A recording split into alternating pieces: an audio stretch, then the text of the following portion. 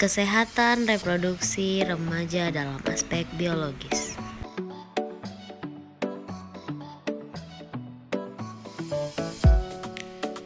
Apa itu kesehatan reproduksi remaja? Apa itu remaja? Bagaimana anatomi reproduksi pada remaja? Bagaimana cara menjaga kesehatan reproduksi?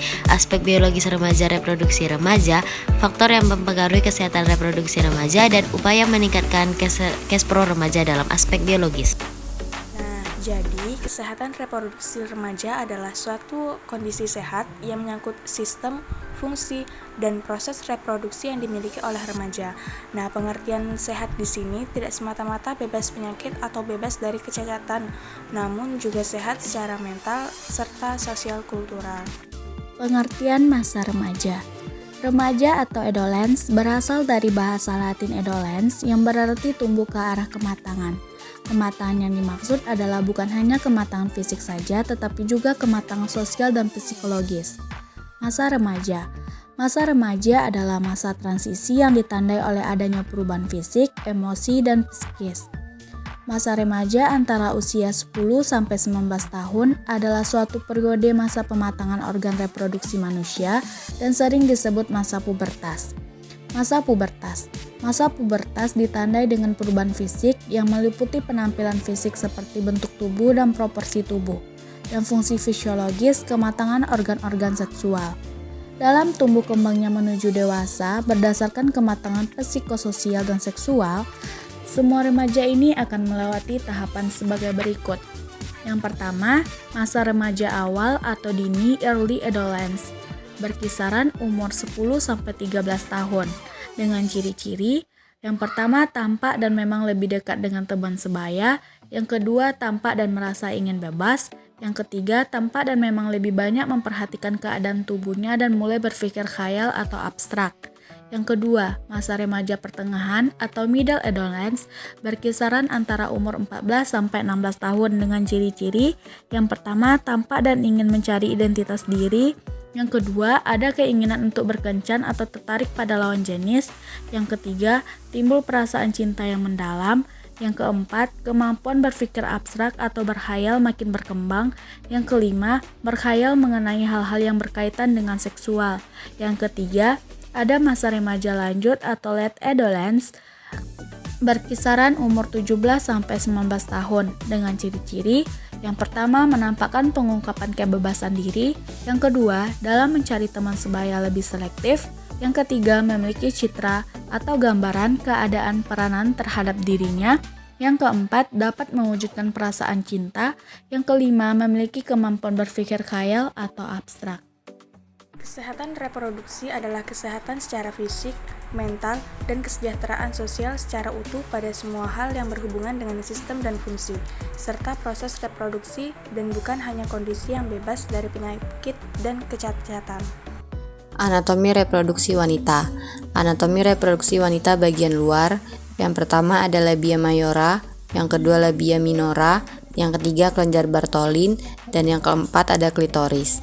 Lalu ada anatomi reproduksi wanita bagian dalam. Yang pertama ada vagina, yang kedua ovarium, yang ketiga tuba falopi, yang keempat rahim atau uterus, dan yang terakhir ada leher rahim atau serviks. Anatomi reproduksi pada pria. Yang pertama ada penis, yang kedua testis, yang ketiga skrotum, dan yang keempat ada kelenjar prostat. Selanjutnya, kita ke materi cara menjaga kesehatan reproduksi. Menjaga kesehatan reproduksi adalah hal yang sangat penting, terutama pada remaja, sebab masa remaja adalah waktu terbaik untuk membangun kebiasaan baik dalam menjaga kebersihan, yang bisa menjadi aset dalam jangka panjang. Beberapa cara yang dapat kita lakukan untuk menjaga kesehatan reproduksi diantaranya yang pertama, membersihkan alat kelamin dengan benar dan rutin. Membersihkan organ reproduksi dengan benar dapat mencegah kuman dari kotoran masuk ke dalam organ reproduksi. Cara yang kedua yaitu menggunakan celana dalam yang dapat menyerap keringat. Celana dalam yang dapat menyerap keringat adalah celana dalam berbahan katun. Celana berbahan katun juga memiliki sirkulasi udara yang baik sehingga organ reproduksi terjaga kelembapannya. Cara yang ketiga yang dapat kita lakukan yaitu mengurangi konsumsi gula, kafein, dan alkohol. Mengonsumsi gula dan kafein dapat menyebabkan dinding rahim mengeluarkan cairan yang berlebih. Cairan tersebut menyebabkan daerah vagina lebih lembab dan berisiko menderita keputihan. Cara selanjutnya yang dapat kita lakukan yaitu menjaga berat badan. Baik pria maupun wanita yang cenderung gemuk biasanya mudah berkeringat dan mengalami masalah pada organ reproduksi. Kegemukan akan menyebabkan wanita berisiko mengalami keputihan, sementara pada pria yaitu sel sperma yang kurang bagus. Pada kesempatan kali ini saya akan menjelaskan tentang aspek biologis pada kesehatan reproduksi remaja. Faktor-faktor yang mempengaruhi kesehatan reproduksi remaja yang pertama adalah hubungan harmonis dengan keluarga. Yang kedua, adanya ketidakseimbangan hormon. Yang ketiga, hubungan seksual pranikah. Yang keempat, pendidikan dan perkembangan tentang ilmu pengetahuan. Pengetahuan dasar yang perlu diberikan pada remaja yang pertama, pengenalan sistem reproduksi. Yang kedua, mengapa remaja perlu merencanakan usia kawin yang tepat. Yang ketiga, penyakit menular seksual atau HIV. Yang keempat, pengaruh sosial. Dan yang kelima adalah kekerasan seksual dan cara menghindarinya. Kesimpulannya adalah proses reproduksi merupakan proses melanjutkan keturunan yang menjadi tanggung jawab bersama laki-laki maupun perempuan. Karena itu, baik remaja laki-laki maupun perempuan perlu memahami aspek-aspek yang penting dalam sistem reproduksi remaja. Faktor-faktor yang mempengaruhi kesehatan reproduksi remaja diantaranya terdapat mengenai akses terhadap pendidikan kesehatan, yang mana remaja perlu memperoleh informasi yang benar akan tentang kesehatan reproduksi. Selanjutnya, hubungan seksual pranikah, yang mana kehamilan dan persalinan membawa risiko morbiditas dan mortalitas yang lebih besar pada remaja dibandingkan pada wanita yang berusia lebih dari 20 tahun. Kemudian, kehamilan yang tidak diinginkan pada remaja seringkali berakhir pada aborsi. Selanjutnya, mengenai penyalahgunaan nafsa. Penggunaan nafsa ini berisiko terhadap kesehatan reproduksi, karena penggunaan nafsa akan berpengaruh terhadap meningkatnya perilaku seks bebas.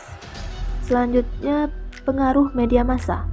Media massa baik cetak maupun elektronik mempunyai peranan yang cukup untuk memberikan informasi mengenai menjaga kesehatan, khususnya kesehatan reproduksi remaja.